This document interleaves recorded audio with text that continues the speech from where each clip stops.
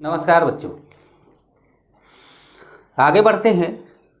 Crystal field theory चल रहा था, एक क्वेश्चन और करते हैं उसके बाद हम लोग चलेंगे। वैलेंस बॉन्ड थ्योरी चल रहा था, एक क्वेश्चन और करते हैं, उसके बाद चलेंगे हम लोग क्रिस्टल फील्ड थ्योरी में। एक क्वेश्चन है बड़ा ही interesting.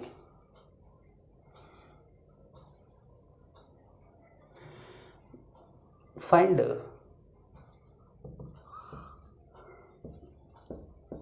magnetic moment of FeNO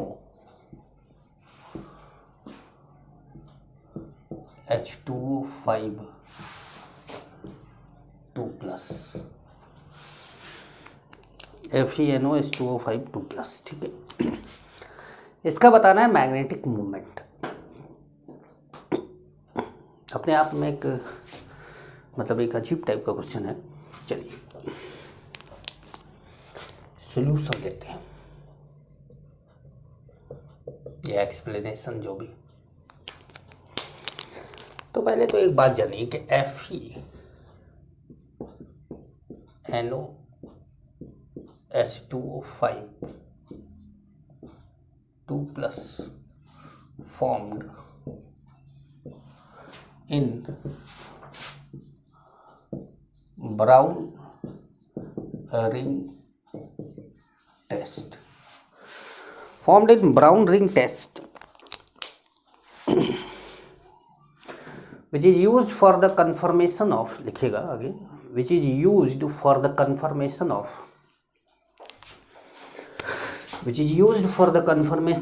NO3 minus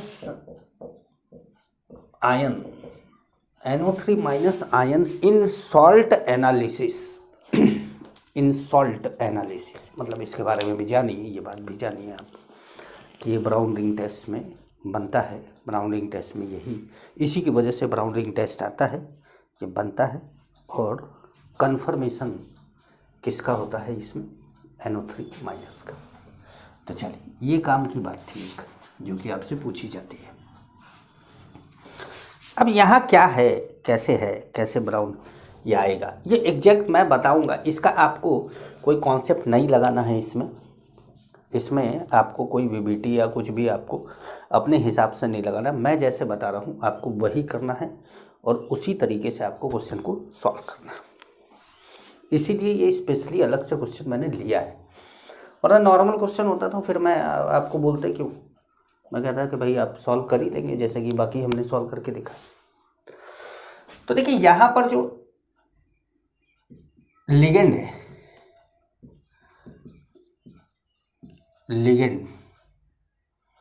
ligands जो है वो NO+ है, जो क्या है, एक स्ट्रॉन्ग फील्ड लिगेंड है। और H2O क्या है, वीक फील्ड लिगेंड है। H2O क्या है, वीक फील्ड लिगेंड है, ठीक है। तब एक बात समझिए, स्ट्रॉन्ग फील्ड लिगेंड होता है वो अनपेयर्ड इलेक्ट्रॉन को पेयर करना चाहता है। और जो वीक फील्ड लिगेंड, अच्छा बहुत से बच्चों के दिमाग में ये क्वेश्चन भी आया होगा कि अगर मान लीजिए सर किसी कंपाउंड में स्ट्रॉन्ग फील्ड लिगेंड और वीक फील्ड लिगेंड दोनों हो, तो फिर वहाँ पर पेयरिंग कराएंगे कि नहीं कराएंगे? तो वो चीज़ भी यहाँ पर क्लियर हो जाएगी। NO+ स्ट्रॉन्ग फील्ड लिगेंड है और वाटर क्या है, वीक फील्ड लिगेंड है। वाटर का मॉलिक्यूल कितना है, 5, और NO+ कितना है, 1। ऑक्टाहेड्रल की जो डायरेक्शन, ऑक्टाहेड्रल स्ट्रक्चर जो होता है, ऑक्टाहेड्रल स्ट्रक्चर जैसे मान लीजिए Fe2+ ले लिया और ऐसे बना दिया,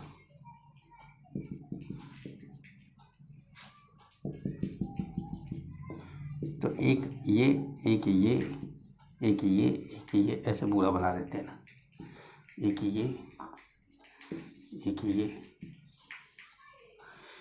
ये और एक ये 6 डायरेक्शन है, 1 2 3 4 5 और 6, ये 6 डायरेक्शन है। इस 6 डायरेक्शन से लिगेंड इसकी तरफ बढ़ते हैं और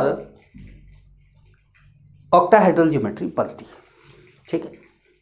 अब क्या होता है कि जैसे NO प्लस है, तो NO प्लस एक स्ट्रॉन्ग फील्ड लिगेंड है, तो NO प्लस इन्हीं 6 डायरेक्शन में से किसी एक डायरेक्शन से आएगा।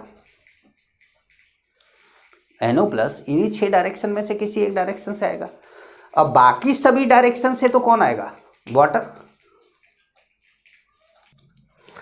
तो एक तरफ से NO प्लस आएगा, अब 5 तरफ से वाटर आएगा।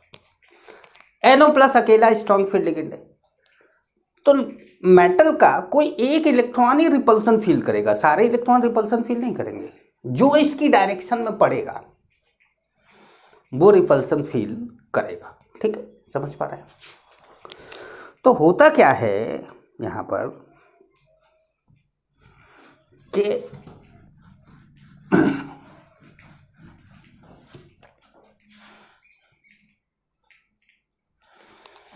अब जैसे यहां पर जो ये 2 प्लस है, NO प्लस हो गया, तो आयरन के ऊपर क्या आ गया? +1 आ गया।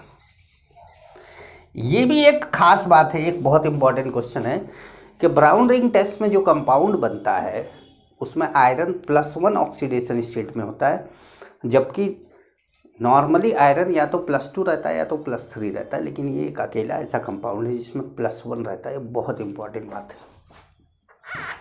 ठीक है, तो आइए, तो यहाँ पर है 3d6 4s1।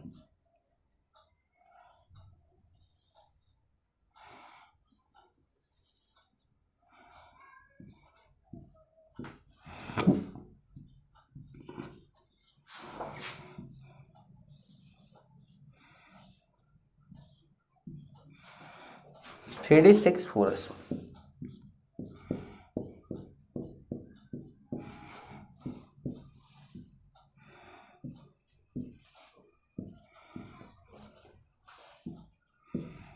ठीक है, ये हो जाता। अच्छा, 4p 0 है और 4d क्या है? 0 है। ठीक है, अब क्या होगा कि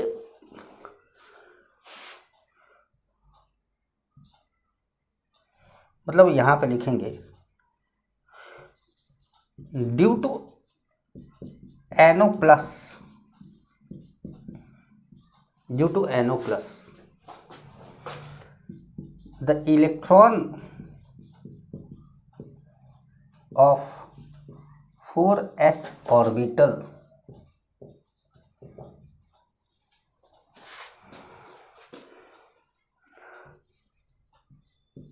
suffering repulsion and get moved to 3d orbital।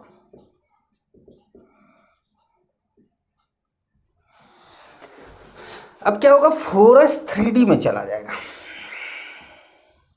मतलब 4s का इलेक्ट्रॉन 3d में चला जाएगा। तो अब जब 3d में इलेक्ट्रॉन जाएगा तो 3d में हो जाएंगे अब 7 इलेक्ट्रॉन। 4s में कोई इलेक्ट्रॉन नहीं, 4p में कोई इलेक्ट्रॉन नहीं, और 4d में भी कोई इलेक्ट्रॉन नहीं। ठीक है, 4s में भी नहीं, 4p में भी नहीं, और 4d में भी नहीं, यहाँ मतलब कोई इलेक्ट्रॉन नहीं है। अच्छा, अब कोई पेयर को अनपेयर करने वाला तो बचा नहीं, केवल वो 4 जो NO का काम था NO अपना कर गया। तो 6 लिगेंड 6 ऑर्बिटल। ठीक है, तो हाइब्रिडाइजेशन क्या हो गया इसका?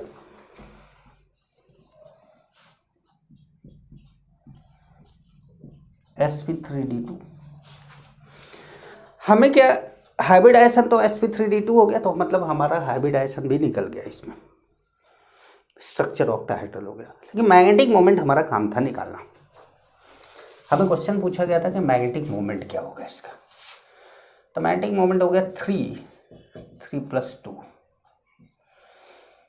तो ये μ = हो गया 3.8 नहीं, जो भी आ रहा हो 8 पॉइंट कुछ, मतलब 3.8 समथिंग, जो भी वो आप कैलकुलेट कर लेंगे √15 की वैल्यू, ठीक है। तो आपका ये मैग्नेटिक मोमेंट आता है, क्लियर हुआ। तो इसमें क्वेश्चन तो मैंने केवल मैग्नेटिक मोमेंट पूछा था, लेकिन चीज़ें मैंने आपको कई बताई। क्या? पहली बात तो यहाँ पर NO जो होता है वो NO प्लस में रहता है, एक पहला क्वेश्चन। दूसरा NO प्लस जो है वो स्ट्रॉन्ग फील्ड लिगेंड है, दूसरा क्वेश्चन। तीसरा, ये Fe के ऊपर एक प्लस चार्ज होता है, तीसरा क्वेश्चन। चौथा, ये ब्राउन रिंग टेस्ट में बनता है, तो ये हुआ इसका चौथा क्वेश्चन, ठीक है। पांचवा, ब्राउन रिंग टेस्ट किसके कंफर्मेशन के लिए बनता है? तो NO3- आयन की कंफर्मेशन के लिए बनता है, ये पांचवा क्वेश्चन। इस कंपाउंड की हाइब्रिडाइजेशन क्या है? तो sp3d2 है, ये छठा क्वेश्चन है। इस कंपाउंड का स्ट्रक्चर क्या है? तो वो ऑक्टाहेड्रल है, ये सातवां क्वेश्चन है। इस कंपाउंड का मैग्नेटिक कैरेक्टर कैसा है? तो वो पैरामैग्नेटिक है, ये आठवां क्वेश्चन है। इस कंपाउंड में कितना अनपेयर्ड इलेक्ट्रॉन है? तो 3 अनपेयर्ड इलेक्ट्रॉन है, ये 9वां क्वेश्चन है। और इस कंपाउंड का मैग्नेटिक मोमेंट कितना होता है? तो √15 होता है, ये आपका 10वां क्वेश्चन है। मतलब इसके अंदर 10 क्वेश्चन पूछा जा सकता है आपसे। नोट करिएगा इस पॉइंट को, बहुत ही इंपॉर्टेंट पॉइंट, बहुत ही इंपॉर्टेंट कंपाउंड था ये, आपने जो पूरा किया अभी अभी। अब हम बात करेंगे, अब हम आगे बढ़ेंगे, बात करेंगे क्रिस्टल फील्ड थ्योरी की, जिसकी हमें ज़रूरत भी है अब, क्रिस्टल फील्ड थ्योरी की। एक बार मैं आपको फिर बोल रहा हूं, जब आप वैलेंस बॉन्ड थ्योरी से क्वेश्चन ना सॉल्व कर पाए तो क्रिस्टल फील्ड थ्योरी लगा दीजिएगा। लेकिन ऐसा नहीं है कि मतलब आप नहीं सॉल्व कर पा रहे, आप नहीं सॉल्व कर पा रहे तो आप कुछ मत लगाइए, क्योंकि आपसे तो कुछ नहीं होने वाला। मेरा कहने का मतलब है कि जब वैलेंस बॉन्ड थ्योरी से कुछ अजीब तरह का आंसर आने लगे तब क्रिस्टल फील्ड थ्योरी लगा दीजिएगा। यानी कि आप वैलेंस बॉन्ड थ्योरी से क्वेश्चन नहीं सॉल्व कर पा रहे, करने को तो आप कुछ भी नहीं कर पाते, करने को तो हो सकता है कि आपको एवोगाड्रो नंबर भी ना पता हो, और सपने बहुत बड़े बड़े हैं, तो ना वो वाली केस की बात मैं नहीं कर रहा। मैं ये कह रहा हूँ कि सब कुछ सही चल रहा है, सारे कॉन्सेप्ट सही लगाए जा रहे हैं, और कुछ अजीब तरह की हाइब्रिडाइजेशन आ रही है D3sp2, जो कि दुनिया में पाया ही नहीं जाता, ठीक है। या एक D इधर का एक D उधर का ले, DsP3d। कई बार ऐसा होता है कि एक D इनर ऑर्बिटल का ले रहे हैं और एक D आउटर ऑर्बिटल का ले रहे हैं और बोल रहे हैं DsP3d। अब ऐसी तो कोई हाइब्रिडाइजेशन होती नहीं है। तो इस तरह का मामला जहां फंसे वहां समझ जाइए कि आपने गड़बड़ कर दी। तो अब आपका हेडिंग पड़ेगा क्रिस्टल फील्ड थ्योरी, जिसको हम CFT भी कहते हैं, क्रिस्टल फील्ड थ्योरी जिसको कि हम CFT कहते हैं। चलिए, तो इसमें 1-2 पॉइंट आप लिखेंगे, लिखिए द CFT, हम क्रिस्टल फील्ड थ्योरी को CFT ही बोलेंगे। The CFT was originally proposed for, the CFT was originally proposed for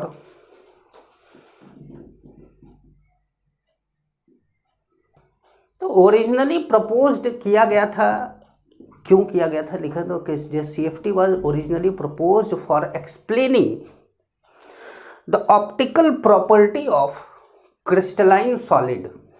मतलब आप समझिए कि ये ऑप्टिकल आइसोमेरिज्म में जा रहा है, optical property of crystalline solid, full stop. It was applied to the study of coordination compound, it was applied to the study of coordination compound in 1950, 1950 में, in 1950 ठीक है। 1950 में इसको कोऑर्डिनेशन कंपाउंड की स्टडी के लिए इस्तेमाल करना चालू हुआ, वरना उससे पहले तो ये ऑप्टिकल एक्टिविटी के बारे में जानकारी लेने के लिए इस्तेमाल किया जाता था। चलिए अच्छा आगे बढ़ाए। इस्तेमाल भी लुईस पास्चर ने किया था इसका, लेकिन अब चूंकि ऑर्गेनिक पढ़ नहीं रहे हैं इसलिए हम लोग इसकी बात अभी कर नहीं रहे। अगला पॉइंट लिखिएगा, in CFT it is assumed that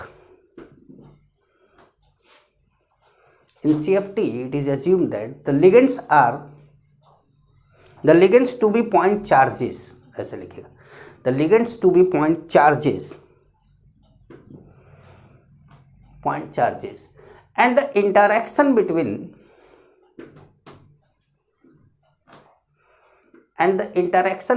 ligand and central atom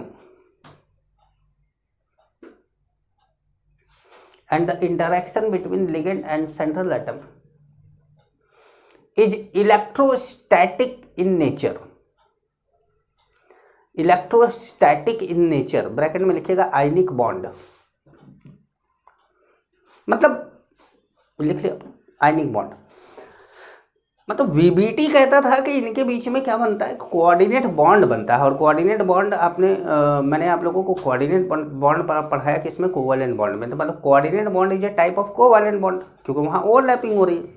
यहाँ कहा जा रहा है कि ऐसा कुछ नहीं है, ओवरलैपिंग वगैरह नहीं हो रही है, ये पॉइंट चार्जेज हैं और इनके बीच में कूलम्ब्स लॉ लग रहा है, मतलब 1/4πε0 k Q1 Q2 upon R² लग रहा है। पॉइंट चार्जेज आयनिक बॉन्ड हो रहा, ठीक है। नेक्स्ट पॉइंट लिखिएगा, the 5d orbitals, 5d orbital होते हैं ना, the 5d orbitals in an isolated gaseous, the 5d orbitals in an isolated gaseous metal atom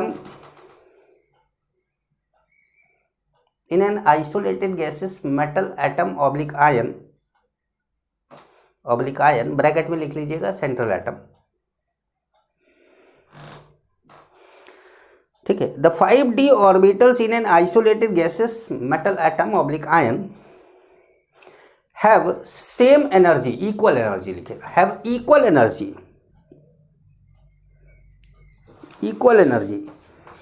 that is they are degenerate, मतलब degenerate बोला जाता है जब इक्वल एनर्जी हो जाती है, that is they are degenerate। Next point, मतलब जब लिगेंड जब तक isolated gaseous metal atom oblique ion का मतलब क्या हुआ कि लिगेंड अभी आसपास नहीं आया है, अभी जो जिसको हम सेंट्रल एटम मानने वाले हैं, भविष्य का जो हमारा सेंट्रल एटम है, भविष्य का सेंट्रल एटम क्यों, अभी तो वो नॉर्मल एक एटम है या आयन है, जब तक कोऑर्डिनेशन कंपाउंड बनता नहीं है तब तक उसको सेंट्रल एटम नहीं ना बोला जाएगा, क्योंकि सेंटर में तो वो तब तक आएगा नहीं, अकेला है ना अभी तो जो भविष्य का हमारा सेंट्रल एटम है वो अभी लिगेंड की एब्सेंस में उसके 5 डी ऑर्बिटल की एनर्जी बराबर है, और जब एनर्जी बराबर होती है तो उसको डीजेनरेट ऑर्बिटल बोले जाते हैं, ठीक है। लेकिन जब लिगेंड इसको अप्रोच करता है, जब लिगेंड अप्रोच करता है, इसकी तरफ जाता है, तो कुछ लिगेंड ऐसे होते हैं जो इनके 5 जो डी ऑर्बिटल है, ये 5 डी ऑर्बिटल की अपनी डायरेक्शन होती है, D Y D x Y D Y Z D x Z D x square Y square D Z square, इन सब की ओरिएंटेशन की अपनी अपनी डायरेक्शन होती है। तो ये सभी डायरेक्शन अलग अलग डायरेक्शन में ओरिएंटेड रहते हैं। तो जो लिगेंड डी ऑर्बिटल की लोब की, डी ऑर्बिटल का जो लोब है, डी ऑर्बिटल का लोब जिस डायरेक्शन में ओरिएंटेड है, उसी डायरेक्शन से जो लिगेंड इनकी तरफ बढ़ता है,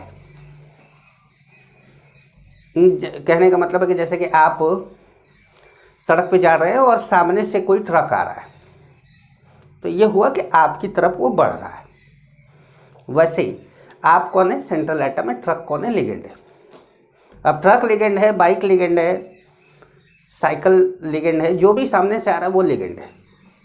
अब ट्रक आ रहा है तो स्ट्रॉन्ग फील्ड लिगेंड है, बाइक आ रहा है तो थोड़ा वीक है, साइकिल आ रहा है तो और वीक है, छोटा बच्चा साइकिल लेकर अपनी आ रहा है तो और वीक है। तो कुछ ऐसा हो रहा है। तो ये जो पांचों डी ऑर्बिटल है, इनमें से कुछ डी ऑर्बिटल लिगेंड के सामने पड़ जाते हैं, कुछ डी ऑर्बिटल के लोब लिगेंड के सामने पड़ते हैं और कुछ डी ऑर्बिटल के लोब नहीं पड़ते हैं। तो जो सामने पड़ते हैं वो ज़्यादा रिपल्सन फील करते हैं। अब जैसे मान लो कि आप सड़क के बीच से चल रहे हो और एक आदमी सड़क के किनारे से चल रहा है और ट्रक सामने से आ रहा है, तो डरेगा ज़्यादा कौन? जो बीच में होगा। जैसे तीन दोस्त अक्सर, जब 3 या 4 दोस्त अक्सर जब एक साथ सड़क पे चल रहे होते हैं तो वो लाइन से ऐसे चलते हैं। तो जो सबसे किनारे वाला होता है, सड़क की तरफ वाला, उसको हमेशा ये डर लगता है कि कहीं कोई आए और हम 4 को 3 न कर जाए। मतलब उड़ा के चला गया एक को तो 4 को 3 हो गए ना भाई। तो वो सबसे ज़्यादा डरता है, या ना डरे, ढीठ हो अलग बात है, लेकिन उसके अंदर ये भावना रहती है कि यार मुझे कोई गाड़ी ना मार दे। तो जो उनके सामने आता है वो ज़्यादा डर फील करता है। और यहाँ पर हम जो डर है उस डर का नाम बोल रहे हैं रिपल्सन, वो सफरिंग मोर रिपल्सन। और जो दूर है उससे वो कम रिपल्सन फील करता है। ठीक है, तो आगे लिखिएगा। When ligand approaches the central atom oblique ion, when ligand approaches the central atom oblique ion, the degeneracy of d orbital become break, bracket में स्प्लिट लिखिएगा, स्प्लिट मतलब टूटना, become break, स्प्लिट जरूर लिखिएगा। And this phenomenon is known as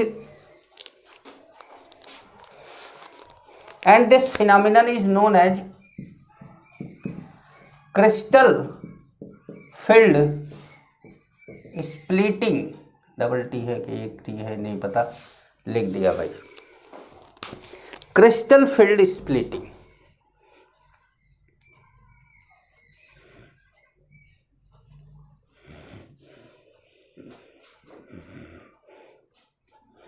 crystal field splitting कहते हैं। अब थोड़ा सा इसको समझा देते हैं। जैसे मैंने बोल बोल के तो काफ़ी समझा दिया आपको, अब थोड़ा लिख लिख के समझा देते हैं।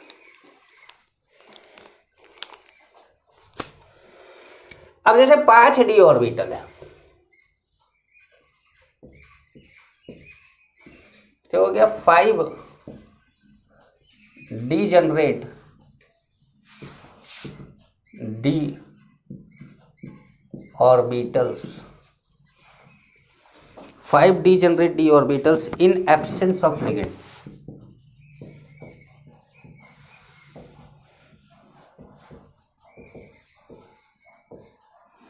in absence of ligand।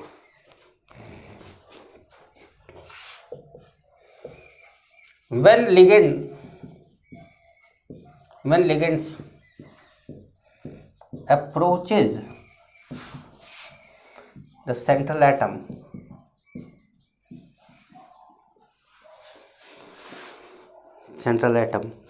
then its 5 degenerate d orbital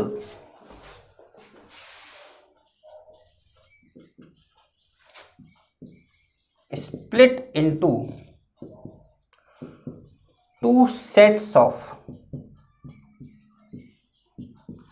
d orbitals,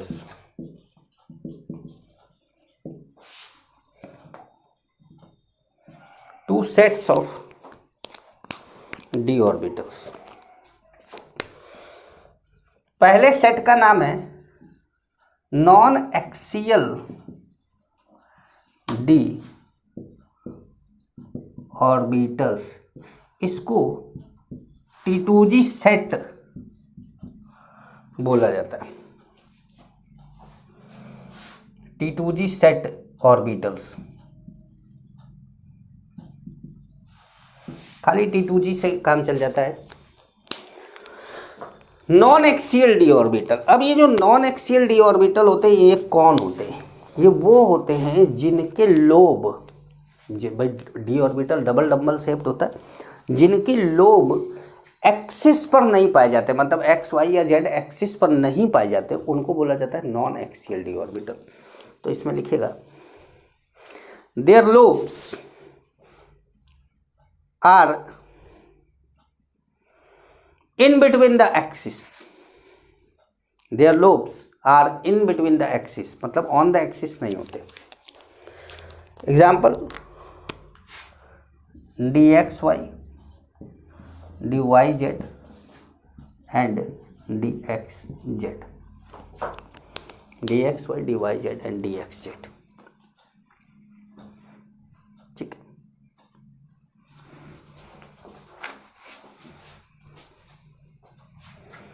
मैं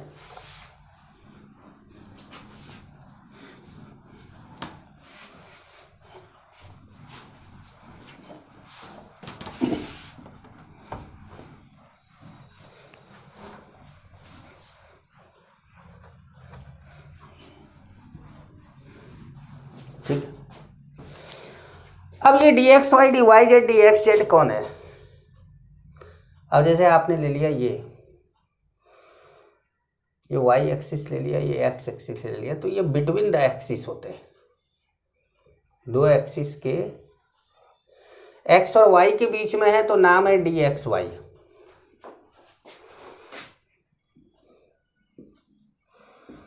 वाई और जेड के बीच में है तो नाम है वाई जेड। आप बोलेंगे कि इसको जिस तरह आपने जेड क्यों बना दिया, ये अपने मानने पर है भाई, एक्सिस आप चाहे जो जैसे मान सकते। डी वाई जेड, और जैसे मान लीजिए इसको आपने x और इसको z मान लिया तो ये आपका dxz हो गया। तो इसमें देखिए कि कोई भी लोब जो है वो एक्सिस के ऊपर नहीं है, एक्सिस के बीच में। और दूसरा जो b है वो है एक्सियल डी ऑर्बिटल्स, इनको बोला जाता है ईजी, मतलब स्मॉल लेटर तो दोनों है लेकिन ई का थोड़ा साइज बड़ा कर देते, जी को थोड़ा छोटा कर देते। ईजी सेट ऑर्बिटल, ईजी नाम से जानते हैं। तो their lobes are on the axis, ये बिटवीन द एक्सिस थे, इनके लोब्स कहाँ हैं? ऑन द एक्सिस है। तो लिखेगा their lobes are on the axis, their lobes are on the axis। अब जैसे यहाँ पे कौन है? dx square Y square and dz square, dx square Y square and dz square. तो अब जैसे dx स्क्वायर वाई स्क्वायर भी बना देते हैं, ये x हो गया, y हो गया। तो ये देखिए ये एक्सिस के ऊपर ही आ रहा है, ये हो गया अपना dx स्क्वायर वाई स्क्वायर। और dz स्क्वायर एक ऐसा डी ऑर्बिटल है जो डबल डम्बल नहीं होता। अब इसको x चाहे y जो बना दीजिए, ये डबल डम्बल नहीं होता।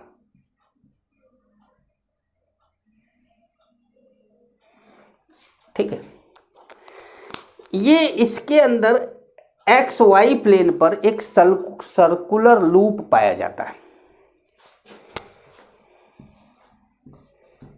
सर्कुलर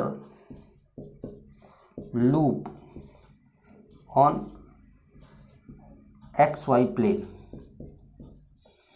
सर्कुलर लूप होता है ऑन एक्स वाई प्लेन।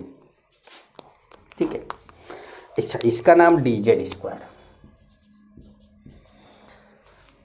ठीक है भाई, हम लोगों ने एटॉमिक स्ट्रक्चर में भी इसके बारे में बात करी। तो ये देखिए लोब किस पर है, वाई पर है, एक्स पर है, ये किस पर है, जेड पर है, तो they are axial d orbital, ये एक्सियल डी ऑर्बिटल है। ठीक है, समझ पा रहे हैं? अब इसमें लिखिएगा, एक पॉइंट लिखिएगा ये दोनों बनाने के बाद, the process of splitting of 5 degenerate d orbitals, the process of splitting of 5 degenerate d orbitals into two different sets of d orbitals, two different sets of d orbitals, bracket में लिखेगा T2g and Eg, two different sets of d orbitals having different energy, इन दोनों की energy भी अलग अलग होती है, having different energy is known as crystal field splitting, is known as crystal field splitting, crystal field splitting कहलाता है।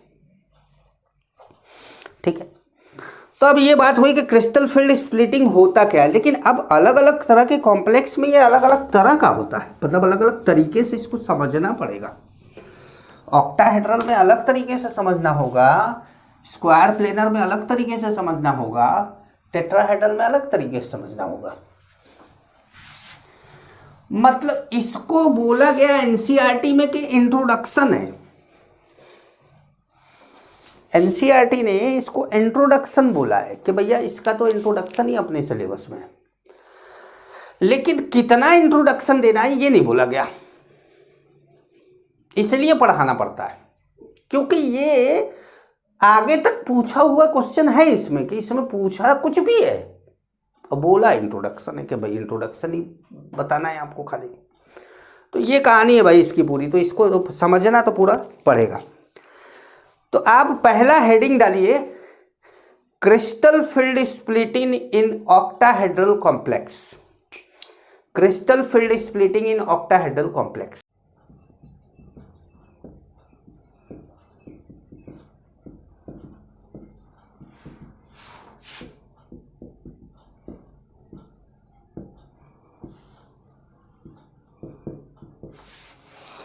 Crystal field splitting in octahedral complex, octahedral complex में क्रिस्टल फील्ड स्प्लिटिंग कैसे होगी? तो लिखिएगा, in an octahedral complex, in an octahedral complex the central atom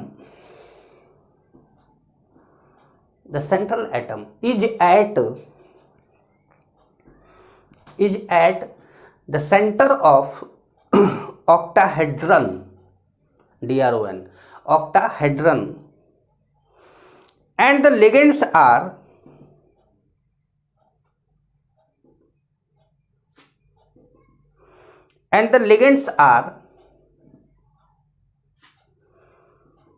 at the sixth corner, and the ligands are at the sixth corner।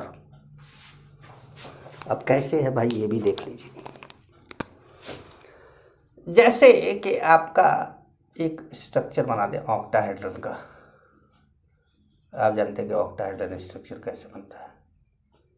जैसे मान लीजिए ये central atom है ना, सेंट्रल एटम को हम एम बना दे रहे हैं क्योंकि अक्सर मेटल होता है ये, और ये लाइन हो गई है टेढ़ी, तो इसको कर लेते हैं सीधी,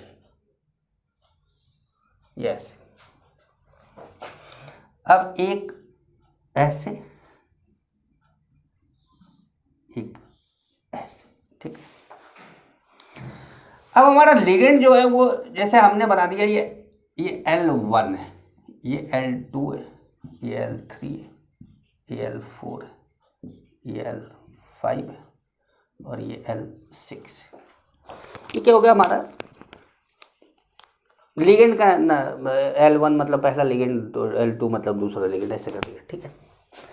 अब जैसे ध्यान से देखिए, ये लाइन देखिए ध्यान से, ये एक एक्सिस हो गया,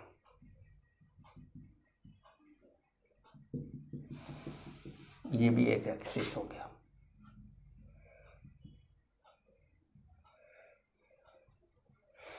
ये भी एक एक्सिस हो गया। अब जैसे मान लीजिए कि मैंने इसको मान लिया कि ये एक्स एक्सिस है, भाई सब एक दूसरे से 90 डिग्री पर है।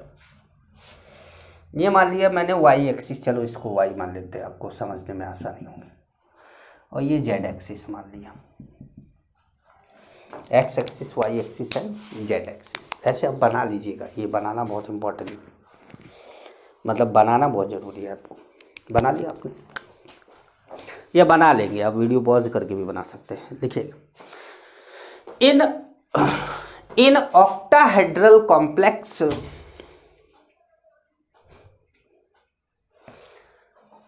in octahedral complex the ligands approaches the central atom,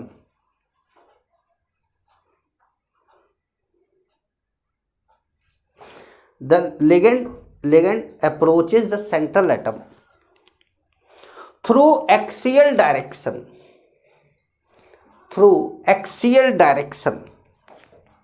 axial direction का मतलब ब्रैकेट में लिख लीजिएगा X Y and Z axis, मतलब इसी डायरेक्शन, एक लिगेंड ऐसे जा रहा है, दूसरा लिगेंड ऐसे आ रहा है, तीसरा ऐसे जा रहा है, चौथा ऐसे, पांचवा ऐसे, छठा ऐसे, इस तरीके से लिगेंड सेंट्रल एटम की तरफ बढ़ रहे हैं। ठीक है, full stop. So the axial d orbitals, axial d orbital कौन है? D x square Y square and d Z square, d x square Y square and d Z square. So the axial d orbitals experience more repulsion and move to higher energy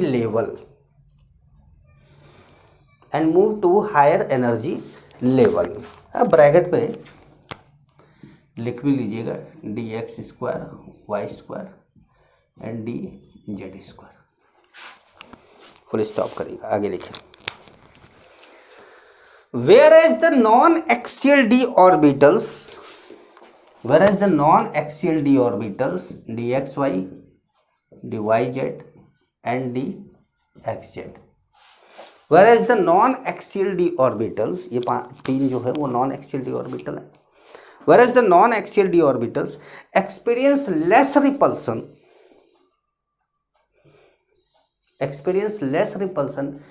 and have relatively lower energy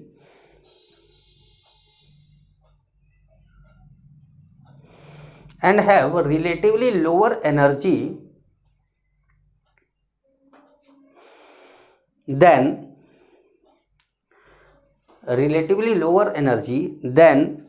the average energy in the spherical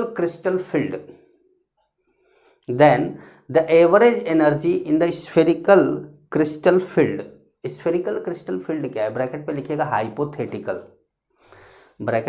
hypothetical, ये इसकी meaning क्या है? इसकी meaning ये है कि जैसे मान लीजिए कि 5d ऑर्बिटल जो हैं, इनकी तरफ जब, मतलब सेंट्रल एटम की तरफ जब लिगेंड बढ़ता है,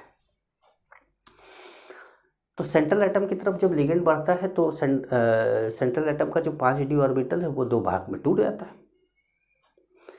एक एक्सियल डी ऑर्बिटल में और दूसरा नॉन एक्सियल डी ऑर्बिटल में। एक की एनर्जी ज़्यादा हो जाती है, एक की एनर्जी कम हो जाती है। लेकिन मान लीजिए कि इन दोनों की एनर्जी बराबर होती, तो भी लिगेंड के आने से ये डी ऑर्बिटल रिपल्सन तो फील करते। तो पांचों डी ऑर्बिटल की एनर्जी आइसोलेटेड मेटल जब तक लिगेंड नहीं था उसके कंपैरिजन में पांचों डी ऑर्बिटल की एनर्जी बढ़ जाती। ये जो पांचों डी ऑर्बिटल की एनर्जी बिना टूटे बढ़ी होती, उस एनर्जी से नॉन एक्सियल वाले की एनर्जी कम हो जाती है और उस एनर्जी से एक्सियल वाले की एनर्जी बढ़ जाती है। और तो वो जो उस एनर्जी बोल रही है, ये हाइपोथेटिकल है, क्योंकि ऐसा तो होता नहीं है भाई। जब भी लिगेंड आता है तो ये तो दो भाग में टूट जाते हैं। तो हम ये कह रहे हैं कि अगर मान लीजिए कि ऐसा होता और ये दो भाग में ना टूटते तो भी एनर्जी इनकी बढ़ती। तो जितनी एनर्जी हो जाती उस टाइम पर, वो कौन सी एनर्जी है, उसको बोला जा रहा है स्फेरिकल क्रिस्टल फील्ड। उसको बोला जा रहा है स्फेरिकल क्रिस्टल फील्ड। समझ गए? तो अब ऐसा कैसे हो रहा होगा, तो ऐसा कैसे हो रहा होगा आइए दिखाएं हमको। अब जैसे कि आप हैं, आप एक सड़क पे जा रहे हैं, ठीक है, आप एक सड़क पे जा रहे हैं।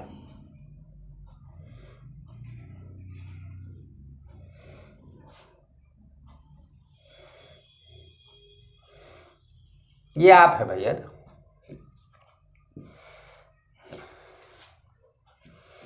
dx² y², मतलब कोई एक्सियल डी ऑर्बिटल हमें बनाना था, हमने बना लिया।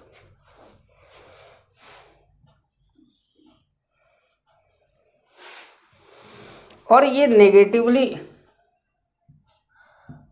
चार्ज जो है, ये कौन है, लिगेंड है, जो इसकी तरफ बढ़ रहा है। लिगेंड इसकी तरफ क्या हो रहा है, बढ़ रहा है। ये एक कंडीशन। और दूसरी कंडीशन में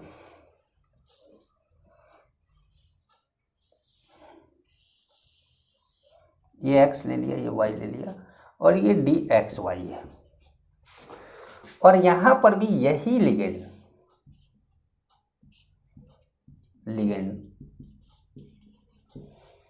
इसकी तरफ बढ़ रहा है। तो अब ये जो दो लोब हैं, वो इसके सामने नहीं आ रहे हैं, और यहां पे जो ये लोब है वो इसके सामने आ रहा है। तो ये वाला क्या करेगा, ये ज़्यादा रिपल्सन फील करेगा, और ये वाला क्या करेगा, रिपल्सन कम फील करेगा। ठीक है, तो यहाँ पर क्या होगा, हाई रिपल्सन होगा between d orbital and ligand, और यहाँ पे क्या होगा, तो यहाँ पे लो रिपल्सन होगा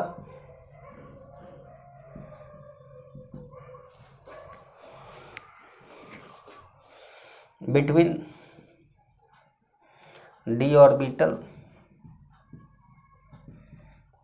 एंड लिगेंड। यहाँ पर लो रिपल्सन होगा और यहाँ पर क्या हो जाएगा, हाई रिपल्सन हो जाएगा। ठीक है, समझ पा रहे? तो चलिए, तो अब क्या हुआ, ये लो रिपल्सन हाई रिपल्सन की वजह से क्या हुआ,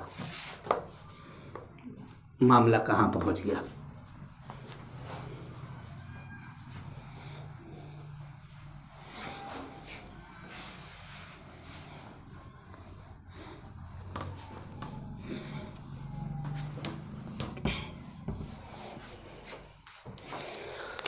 तो क्या हुआ कि मान लेते हैं कि ये जो है ये ऐसे ऊपर की तरफ जाने पर एनर्जी बढ़ रहा है, ऊपर की तरफ जैसे जैसे जा रहे हैं क्या हो रहा है, एनर्जी बढ़ रहा है। ठीक है, तो आपका d ऑर्बिटल अभी यहाँ है, अभी आपका जो 5d ऑर्बिटल है वो यहाँ है। ये जो 5d ऑर्बिटल है या 5d जनरेट d ऑर्बिटल है, 5d generate d orbital in absence of ligands. मतलब d orbitals of C metal, Ca लिख सकते, Ca है ना भाई। तो अब ये 5d ऑर्बिटल किस कंडीशन में, जबकि लिगेंड आया ही नहीं था, तो उस समय तो कोई टूटने की बात नहीं थी, उस समय कोई रिपल्सन नहीं था।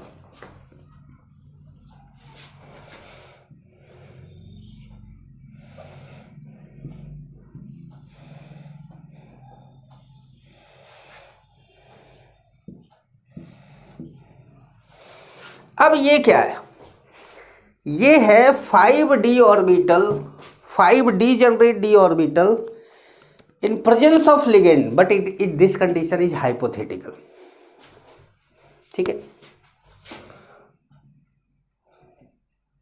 5d generate d orbitals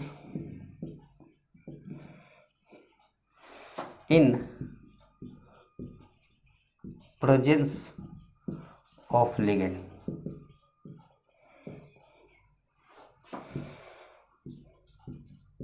hypothetical condition, ये कंडीशन क्या है, हाइपोथेटिकल, लेकिन हाइपोथेटिकल ही सही, पर एनर्जी ज़्यादा है। देख लीजिए, इसकी एनर्जी क्या है, कम है, और इसकी एनर्जी क्या है, ज़्यादा है। ठीक है, अब लेकिन ऐसा होता तो है नहीं, ये तो होता नहीं है एक्चुअली में, जो होता है वो तो कुछ और होता है। जो 5d जनरेट d ऑर्बिटल है, उससे 5d generate hypothetical d orbital है, उससे नॉन एक्सियल वालों की एनर्जी क्या होती है, कम होती है। मैंने इससे कम नहीं बोला है, आप बनाते समय इसको इससे नीचे नहीं ले जाएंगे।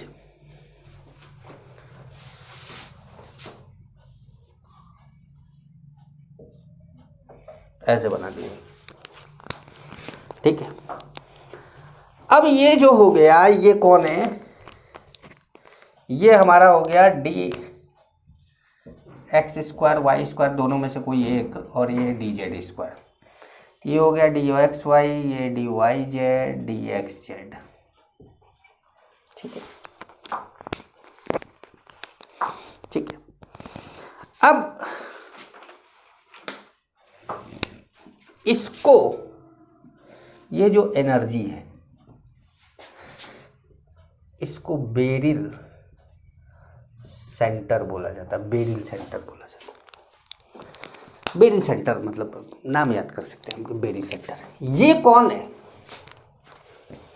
ये कौन है, तो ये है ईजी सेट है, और ये कौन है, तो ये T2G सेट है।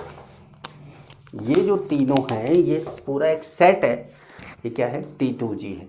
ये दोनों जो है, ये पूरा एक सेट है, क्या है, ये EG है। और यहां से यहां तक के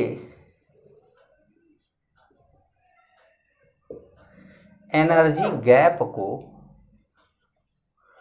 डेल्टा O बोला जाता है। मतलब डेल्टा बोला जाता है O तो इसलिए क्योंकि ऑक्टाहेड्रल कॉम्प्लेक्स पढ़ रहे हैं।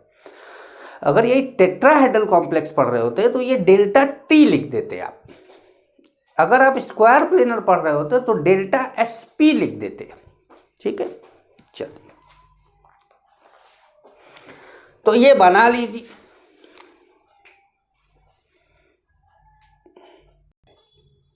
तो बना लिया, बना लेंगे आप लोग, कुछ पॉइंट आप लोग लिखिए। देखिए, बोथ सेट्स में ब्रैकेट में लिखेगा T2G and EG, T2G and EG। Both sets, bracket close करिएगा, T2G and EG। Both sets of d orbital follow the aufbau principle AUFBAU। Aufbau बोला जाता है, हम लोग बाउ बोल BAU, इस ताकि आपको स्पेलिंग समझ में। Aufbau principle, follow the aufbau principle. Hund's rule मैं बोलता हूँ, लेकिन कुछ बच्चे हंट्स रूल बोलते हैं, Hund's rule. And Pauli exclusion principal.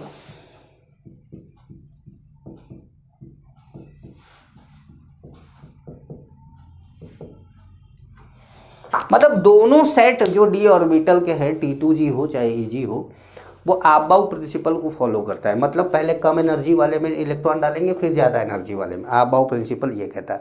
Hund's rule, जब तक पेयरिंग ना हो जाए तब तक, जब तक जैसे इसमें इक्वल एनर्जी के ऑर्बिटल में जब तक आप पेयरिंग, जब तक एक एक इलेक्ट्रॉन ना डाल दे पेयरिंग नहीं करेंगे, ठीक है। पाउली एक्सक्लूजन प्रिंसिपल क्या है कि एक ऑर्बिटल में आप 2 इलेक्ट्रॉन से ज़्यादा नहीं भर सकते, ठीक है। तो ये तीनों रूल को फॉलो करता है। आगे लिखिएगा, एक टर्म आता है pairing energy.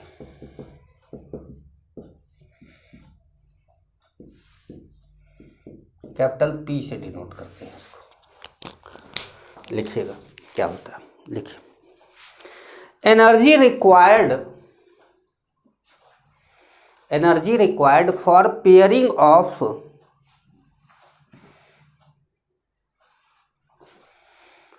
Pairing of electron in an orbital. एक ऑर्बिटल में पेयरिंग एनर्जी हर ऑर्बिटल के लिए निकाली जाती है। मतलब 4 ऑर्बिटल होंगे तो जो भी पेयरिंग एनर्जी होगी उसमें 4 से मल्टीप्लाई कर देंगे। In an orbital is known as pairing energy, ठीक है। Full stop.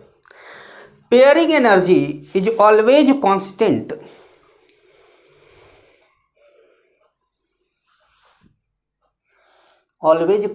For given orbital, ऐसे लिखेगा।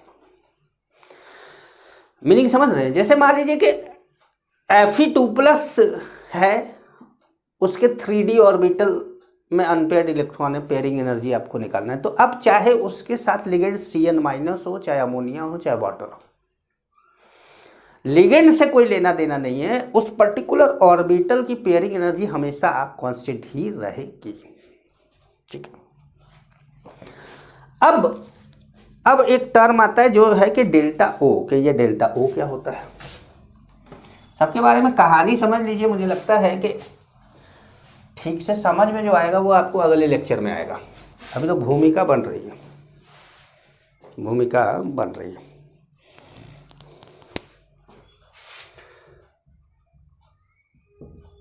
अब हेडिंग डालिएगा क्रिस्टल फील्ड स्प्लिटिंग एनर्जी। इसको हम क्या बोल रहे हैं? Delta O। मतलब ऑक्टाहेड्रल है इसलिए डेल्टा O बोल रहे हैं। ये क्या है लिखिएगा, एनर्जी डिफरेंस, ब्रैकेट में गैप लिख सकते हैं आप। एनर्जी डिफरेंस ब्रैकेट में गैप लिख सकते हैं, gap between a T2G orbital, एक T2G ऑर्बिटल, मतलब 2 T2G ऑर्बिटल में से किसी एक T2G orbital. Energy difference between a T2G orbital and a EG orbital, मतलब एक T2G ऑर्बिटल और एक EG ऑर्बिटल के बीच में जो एनर्जी का डिफरेंस है। Energy difference between a T2G orbital and a EG orbital is known as delta O। अब इतना बड़ा कौन लिखेगा? आप डेल्टा O लिख लीजिए, ठीक है, डेल्टा O। अच्छा, इसकी एक डेफिनेशन और बोल सकते हैं आप, और करके एक और डेफिनेशन लिख लीजिएगा। लिखिएगा energy required to promote N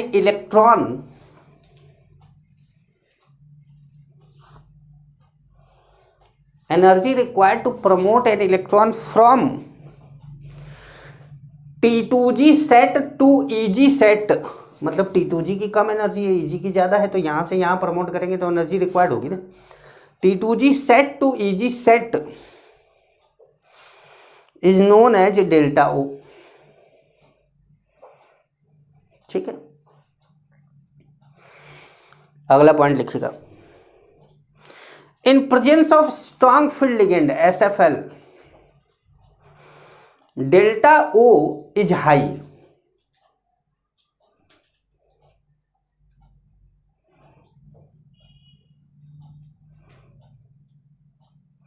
delta O is high. अब ये क्यों हो गया भाई? स्ट्रॉन्ग फील्ड लिगेंड की प्रेजेंस में डेल्टा O हाई क्यों हो गया? तो अब क्यों हुआ ये बात ब्रैकेट में लिख लीजिए, कि मतलब एक्सप्लेनेशन आपका ब्रैकेट में लिखवा देते। लिखिए SFL मतलब strong field ligand, SFL repel the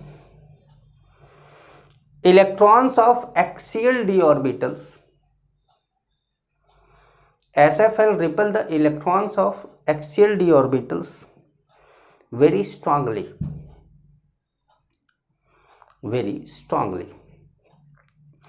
So the energy of EG set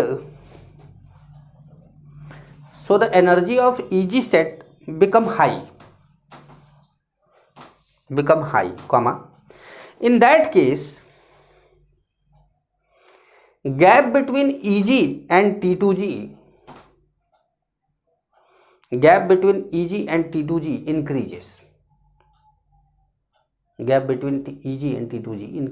ठीक है, ब्रैकेट क्लोज कर दीजिए। अगला पॉइंट लिखिए, डेल्टा O इज लो,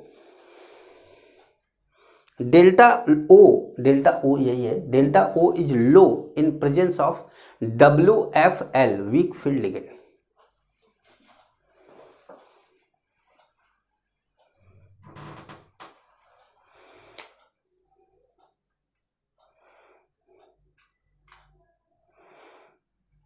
ठीक, तो इतनी बातें आपने लिख ली कहीं पर कि वीक फील्ड लिगेंड क्या होगा, स्ट्रॉन्ग फील्ड लिगेंड क्या होगा, डेल्टा O क्या होगा, ये सारी चीज़ें आपने लिख ली। हाँ ठीक है, तो अब इस चीज़ को यहीं पर समाप्त करते हैं, अगली क्लास में मिलेंगे, क्योंकि अब इस यहाँ के बाद 1 घंटा लगेगा पूरा समझाते हुए, तो बहुत बड़ा टॉपिक हो जाएगा। अगली क्लास में मिलेंगे तो फिर इससे आगे बढ़ेंगे। ठीक है, नमस्कार।